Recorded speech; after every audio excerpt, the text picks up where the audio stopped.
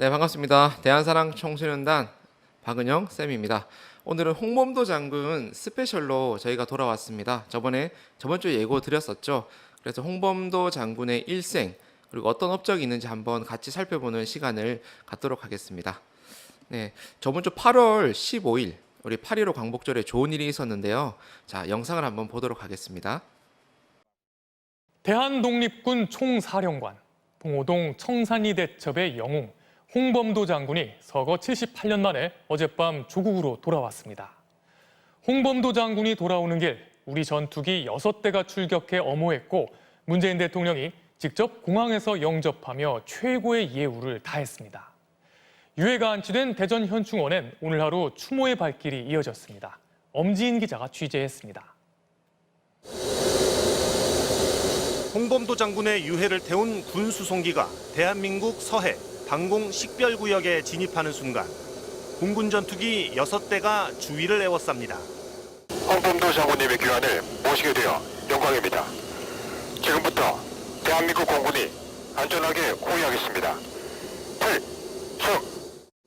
F-15K와 F-35A 등 우리 공군이 운용하는 모든 기종이 동원됐고 대한독립군 총사령관을 반기는 예포도 아끼지 않았습니다. 태극기로 덮인 장군의 유해가 드디어 서울공항에 내리고 3군 의장대의 호의 속에 독립운동가들이 국가처럼 즐겨 불렀다는 노래가 울려 퍼집니다.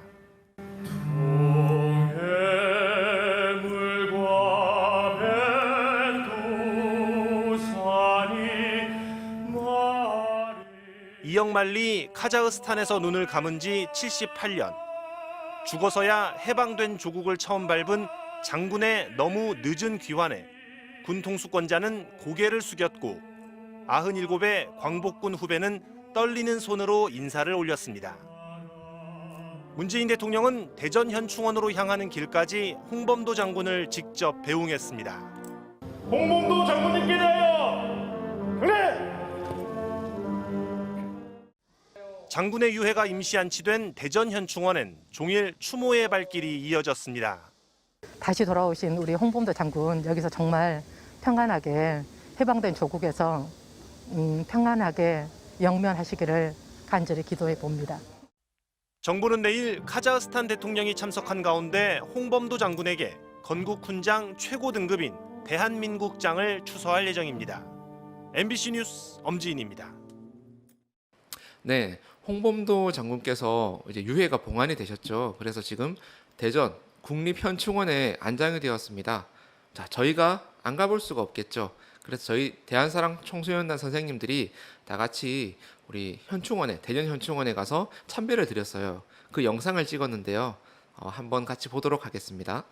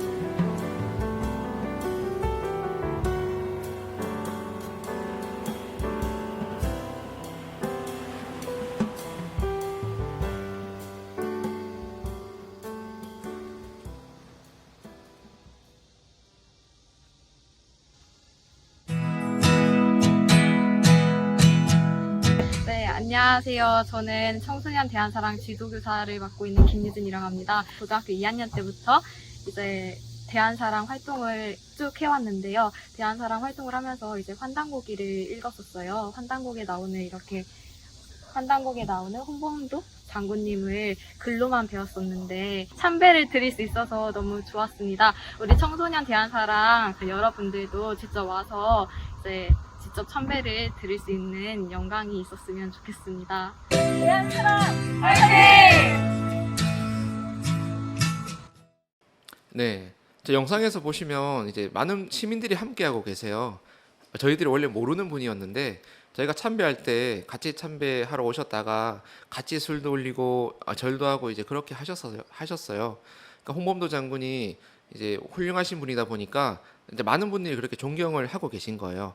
그러면 그분이 어떤 업적이 있고 어떤 인생을 살았는지 지금부터 한번 살펴보도록 하겠습니다.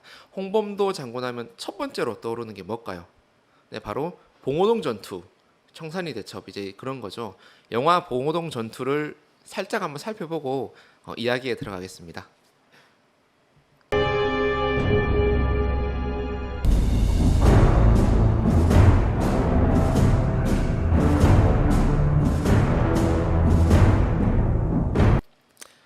네, 영화에서 보시는 바와 같이 봉오동 전투에 이제 100명 이상 되는 이제 일본 군인들을 사살했고 합쳐서 500여 명의 사상자가 났습니다. 자, 그러면 봉오동 전투가 있기까지 그 전까지 홍범도 장군이 인생이 어떠했고 그리고 그 이후에 어떻게 독립운동을 했고 어떤 인생을 사시다 가셨는지 한번 영상을 편집을 했거든요.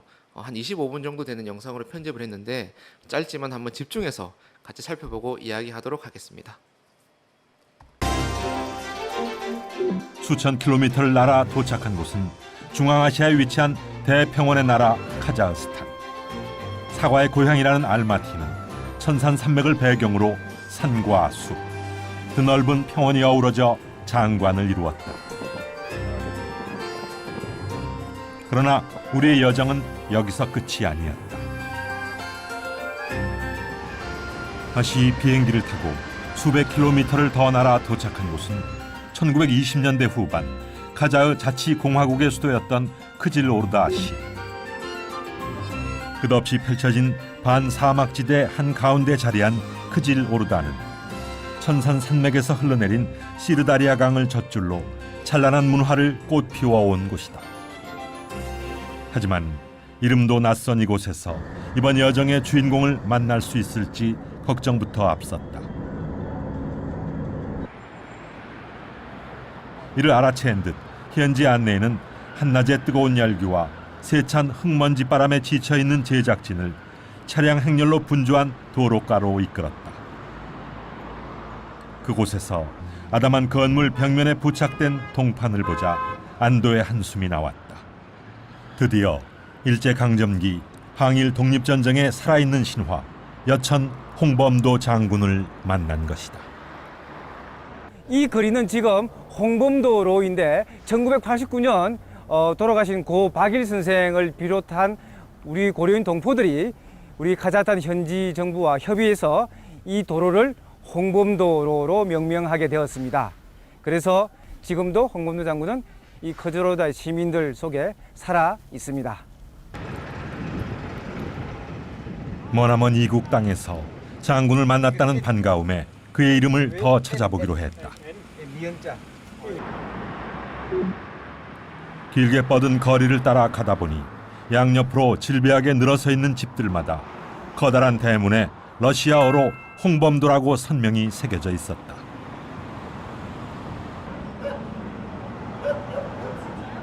홍범도 거리에서 장군의 위상을 확인한 제작진은 그를 직접 만나기 위해 다음 목적지로 향했다.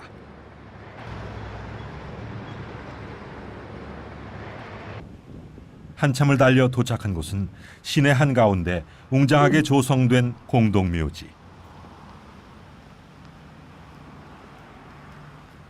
묘역에 들어선 제작진은 미리 준비한 꽃을 제단에 바치고 경건한 마음으로 참배를 올렸다.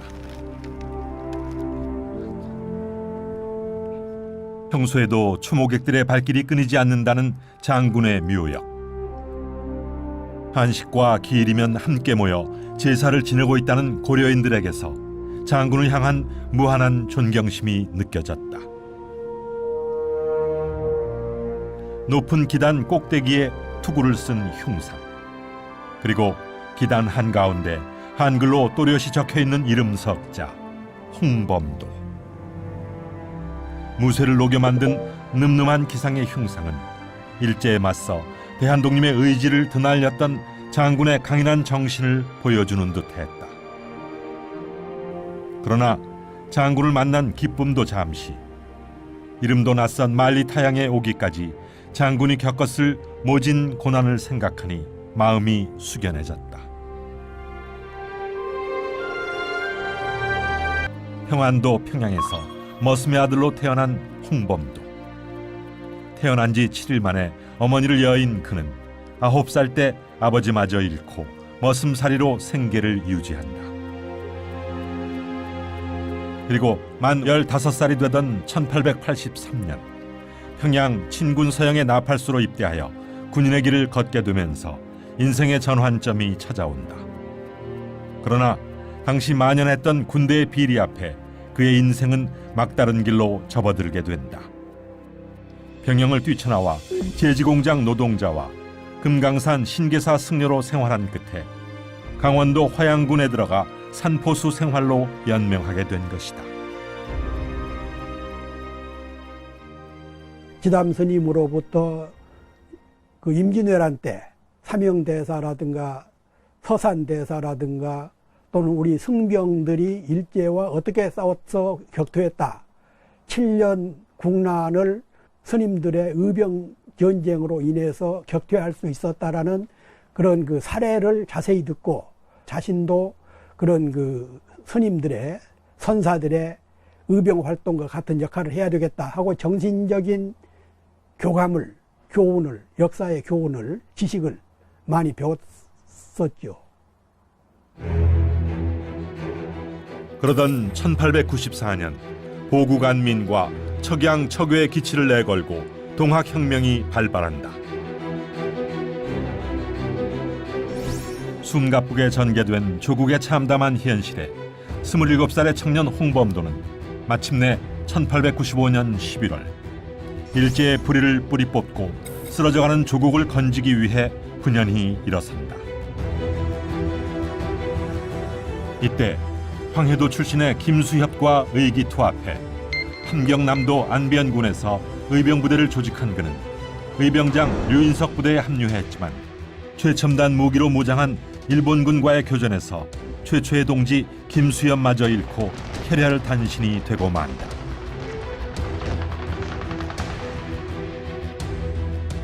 북청과 삼수갑산에서 범 잡는 포수로 이름을 떨치고 있던 홍범도.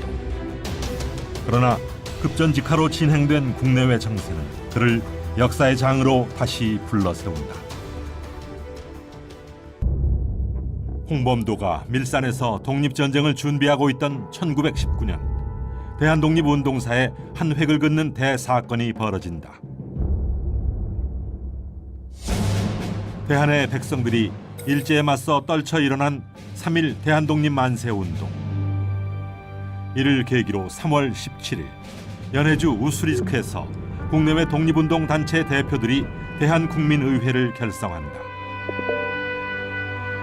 이곳에서 이동휘와 함께 군무부에서 활동한 홍범도는 군무부 병력을 기초로 400명 규모의 대한독립군을 창설하고 이때 대한독립군 사령관에 홍범도가 선출된다. 당당한 독립군으로 신을 탄연 포우 중에 투하야 반만년 역사를 광영케 하며 국토를 회복하야 자손만대의 행복을 여함이 독립군의 목적이요 또한 민족을 위하는 본이다.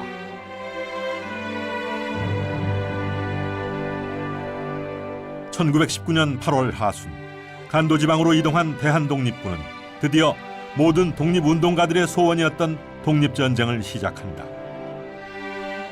두만강을 건너 국내에 진공해 함경남도 해산진의 일본군 수비대를 섬멸시킨 것이다. 대한독립군의 대대적인 승리는 한민족의 독립 의지를 높였을 뿐만 아니라 만주와 러시아 지역에서 16,000명에 달하는 독립군 부대들이 편성돼 무장 항쟁을 활발히 펼치는 계기가 되었다. 이에 홍범도 장군은 1920년 5월 28일 화룡현 봉오동에서 최진동, 최운산 형제의 군무 도독부, 안무의 국민회군 등과 연합하여 1,200명 규모의 대한북로 독군부를 결성한다. 지금은 물에 잠겨 옛 모습은 알 수 없지만 삼면이 산으로 둘러싸인 깊은 골짜기가 천의 요새임을 짐작케 하는 봉오동. 이곳에서 국내 진공작전을 준비하고 있던 대한북로 독군부는 6월 초 드디어 결전의 날을 맞이한다. 독립군 부대가 일본군을 대파하자 일제가 곧바로 향한 곳은 봉오동 입구.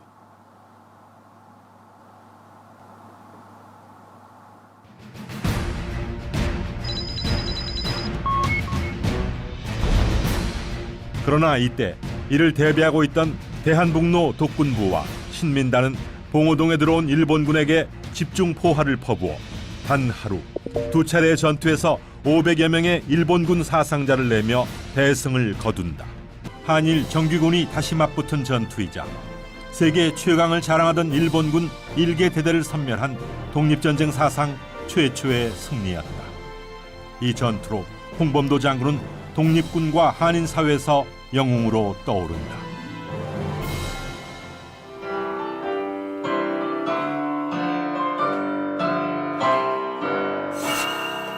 홍대장이 가는 길에는 일거리 명랑한데 왜 저 군대 가는 길에는 비가 내린다.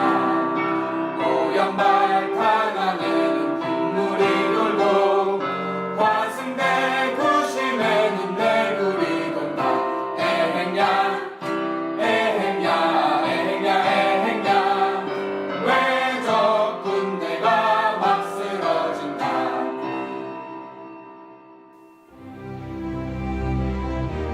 우리 민족에게 대한독립의 희망을 안겨준 봉오동 대첩.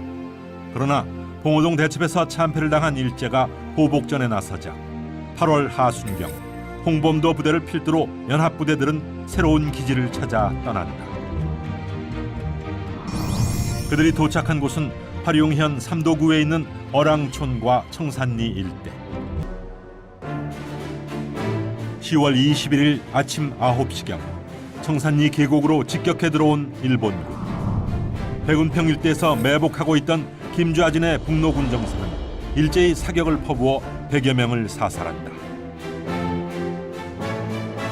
이도구 완노구에서 홍범도 연합부대는 협공으로 일본군 400여 명에게 사상을 입힌다.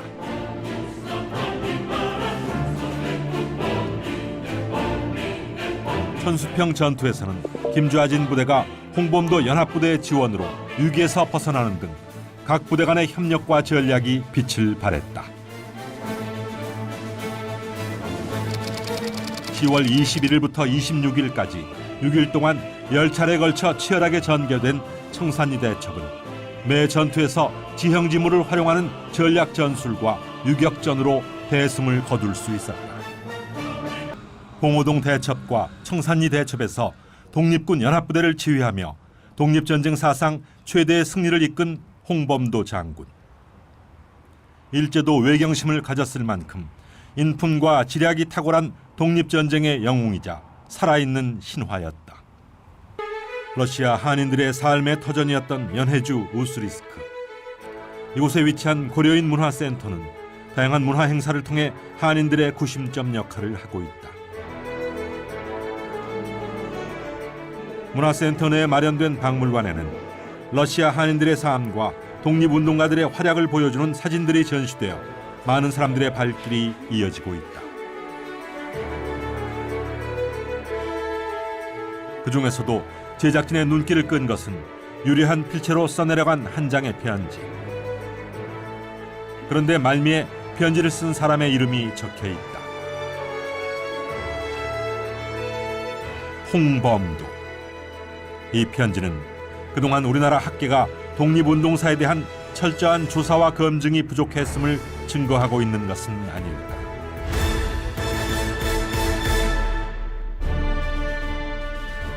그런데 장군의 행적을 조사하던 중 뜻하지 않은 곳에서 그의 이름을 발견할 수 있었다.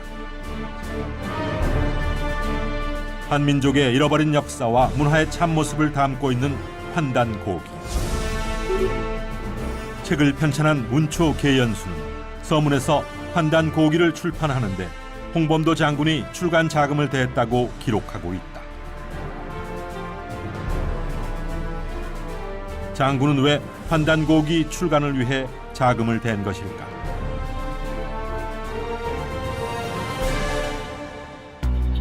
(1909년 10월 26일) 만주 하얼빈역에서 대한의군 안중근 참모중장이 조선 침략의 원흉 이토 히로부미를 처단한다. 이를 계기로 국내외 의병들은 대일 항전을 치르기 위해 1910년 6월 연해주의 블라디보스톡에서 13도 의군을 편성한다.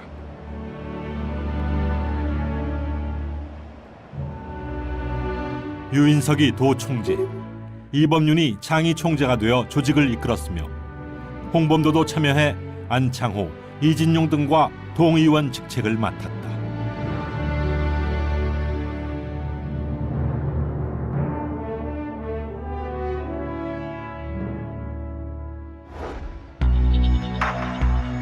그러나 8월 22일 일제가 한일 병합조약을 강제 체결해 대한제국의 국권을 강탈하면서 활동은 크게 위축되고 만다.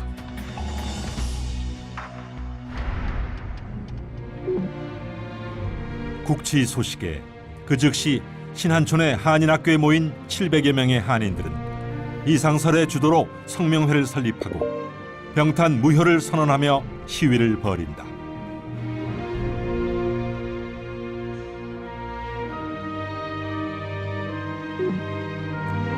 그리고 이듬해인 1911년 5월 19일 신한촌에서 항일 독립운동 단체 권업회를 조직하고 창립총회에서 회장의 최재형, 부회장의 홍범도를 선임한다.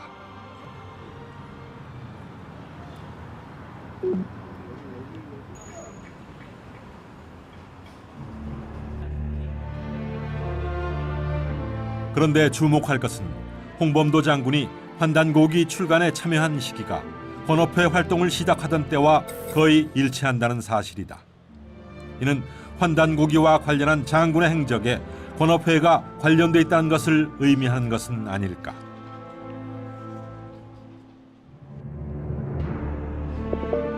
이에 대한 단서를 찾던 중 권업회에서 한인의 권위공호와 항일정신을 배양하기 위해 권업신문을 발행했다는 사실에 주목하지 않을 수 없었다. 왜냐하면 권업신문의 주필이 한민족 상고사를 복원하는 데 일생을 바친 신채호이기 때문이다.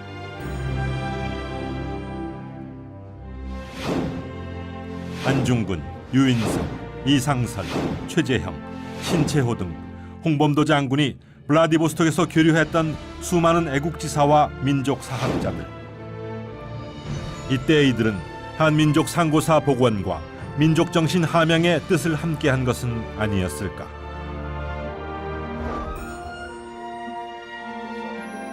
그런데 제작진은 이에 관해 조사하던 중 홍범도 장군과 환단고기를 편찬한 계연수가 서로 깊은 연관을 맺고 있는 것을 발견할 수 있었다.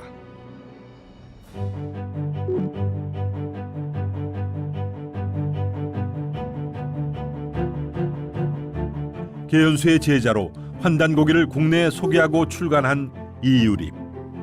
그의 평전에는 1915년 10월 함경북도 천마산 성인당에서 홍범도와 오동진, 이상용 등 28명이 제천 혈맹을 맺고 단학회 발기문에 서명했다고 기록돼 있다.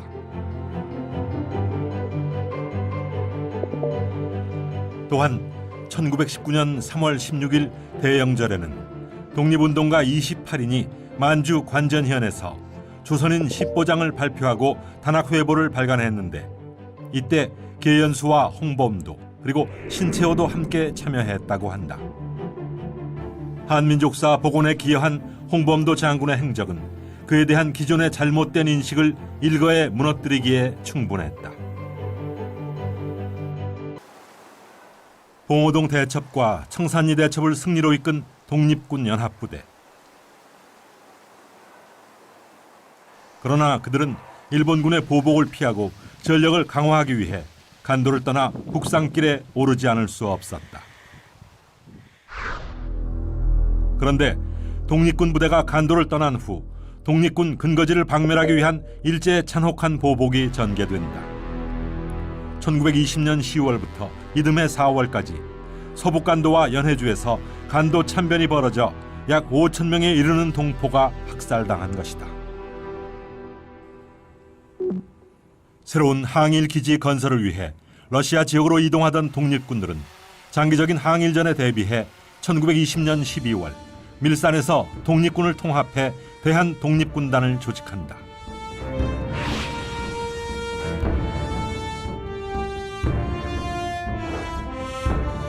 (1921년 1월) 우수리강을 건너 안전지대인 러시아령 이만에 집결한 대한독립군단은 신한촌 참변을 피해 자유시에 집결해 있던 러시아 지역 한인 의병대 권유로 자유시로 이동한다. 일본군을 격퇴하기 위해 소비에트 정부의 지원이 필요하다고 믿었기 때문이다. 그러나 이때까지만 해도 자유를 찾아 떠나온 자유시에서 엄청난 비극이 벌어질 줄은 그 누구도 상상하지 못했다. 그들이 이곳에 집결한 목적은 단일 조직을 결성해 대일 항전을 전개하고 소비에트로부터 자치주를 보장받기 위해서였다. 그런데 각 부대의 지도부가 독립군 통합부대인 대한의용군을 조직하는 과정에서 자유대대와 사할린 의용대가 독립군 통수권을 둘러싸고 대립하면서 대한의용군 조직은 수포로 돌아가고 독립운동 세력 간의 갈등을 빚게 된다.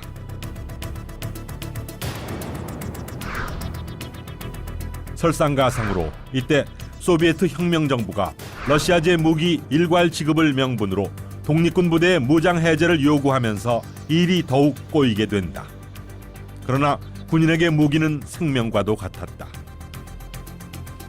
결국 무장을 해제하는 과정에서 충돌이 벌어지면서 항일 무장 독립운동 사상 최대의 비극을 낳게 된다.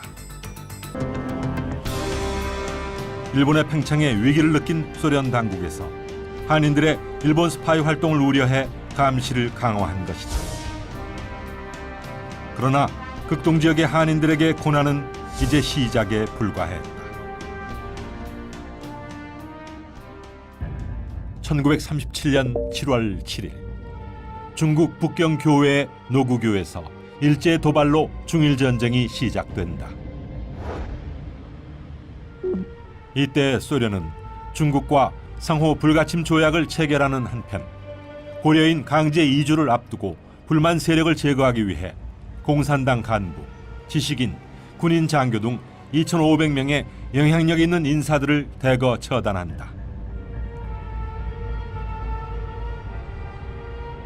그리고 마침내 8월 21일 일본 첩자에 러시아 극동지방 침투를 막는다는 구실로 모든 고려인의 강제 이주를 결정한다.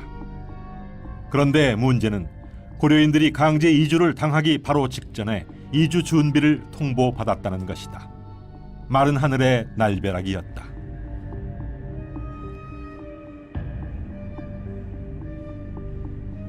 지금은 아름다운 풍광과 이국의 정취를 만끽할 수 있는 러시아 횡단열차.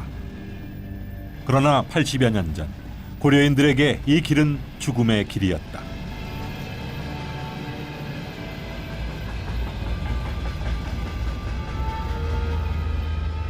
객차와 화물차, 가축 운반차에 실린 17만 명의 고려인들은 시베리아 횡단열차를 타고 8천여 킬로미터를 달려야 했다.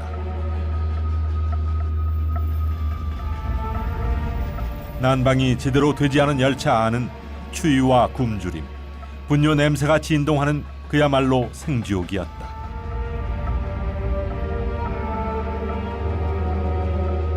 죽어나간 수많은 사람들은 어딘지도 모를 기찻길 옆에 쓸쓸히 묻혔다. 그렇게 한 달여를 달려 고려인들은 카자흐스탄과 우즈베키스탄에 분산 배치됐다.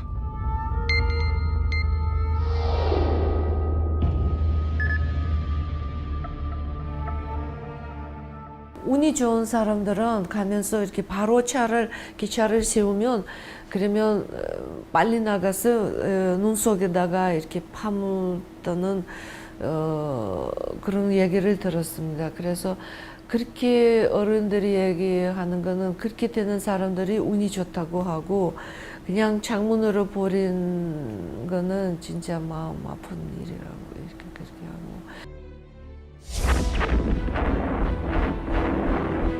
그러던 1941년 6월 일본의 동맹국인 독일이 소련을 침범한 독소 전쟁이 발발한다. 이에 장군은 73세 노령에도 불구하고 당국을 찾아가 전선에 보내달라고 요청했지만 나이가 많다는 이유로 거부당하고 만다. 그 무렵 장군이 아내와 손녀를 데리고 어렵게 살아가는 것을 알고 도움의 손길을 내민 사람이 있었다.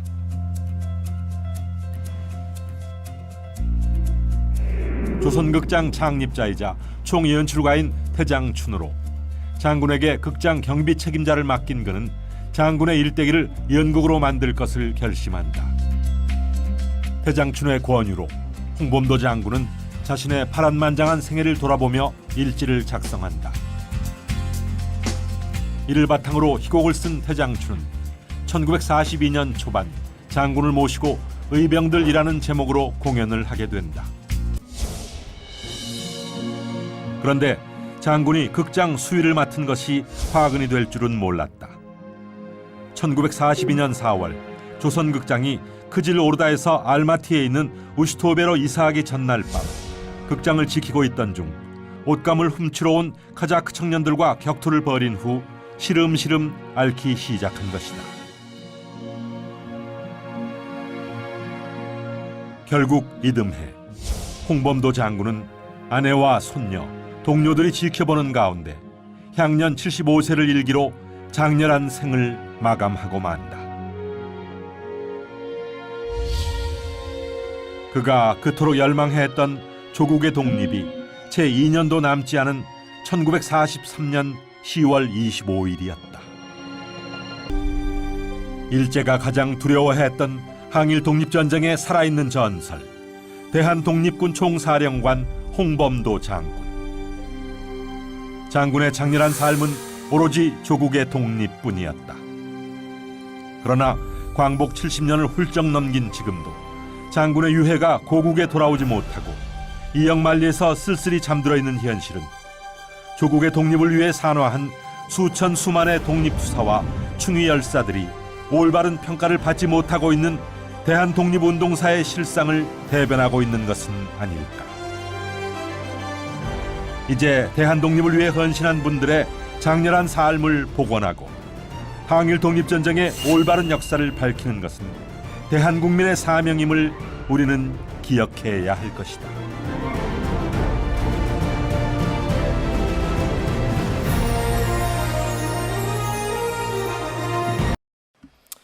네, 영상을 짧게 봤습니다.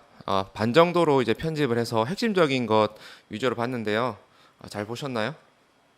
네, 이제 짧게 압축해서 봤는데요.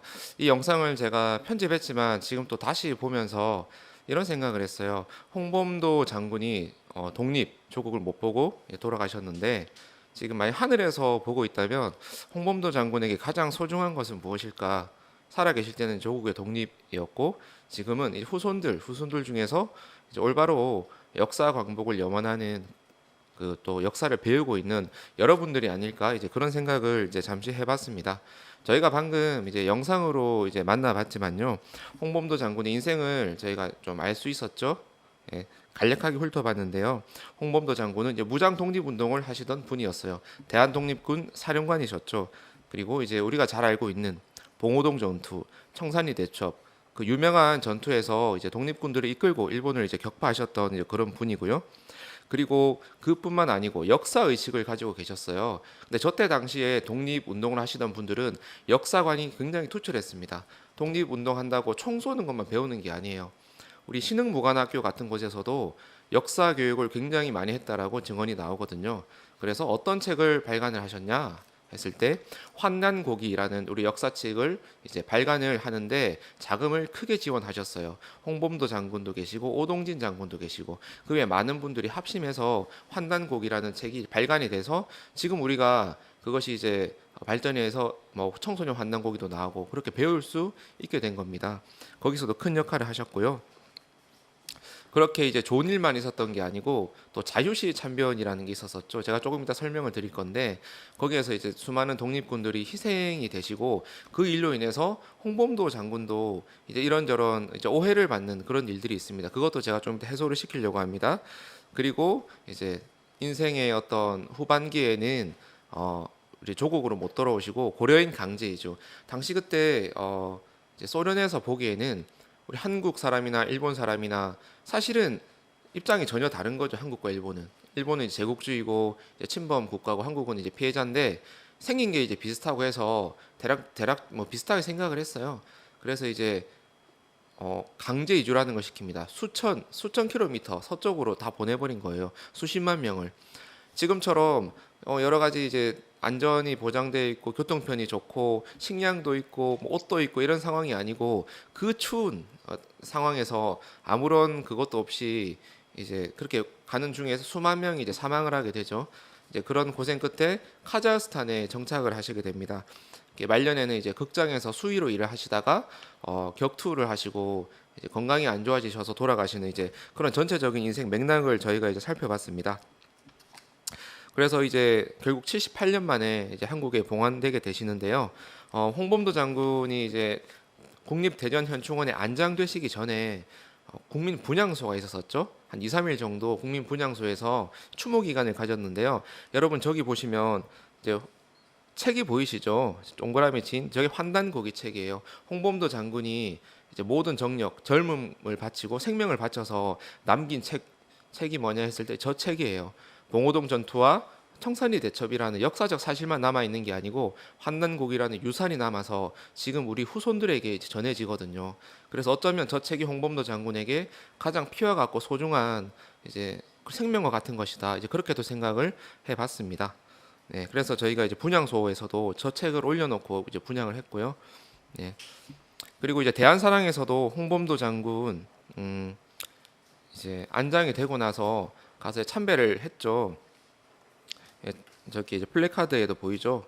예, 참배를 했고 지금 저기에는 또 명량의 이제 감독님이신 김한미 감독님도 같이 계십니다. 중간쯤에 같이 이제 서 계시고요. 제가 방금 소개해드렸던 환단고기 책이 이 책입니다. 여러분 이 책 지금 뭐 보이실지 모르겠는데 이 책이 크죠. 되게 무거워요. 그러니까 이 책이 세상으로 나오기까지 굉장히 수많은 노력이 많이 들어갔습니다. 그것도 우리가 충분히 후손으로서 이제 알아야 될 내용이라고 생각하고요. 그럼 오늘 모임은 이것으로 마치도록 하겠습니다. 감사합니다.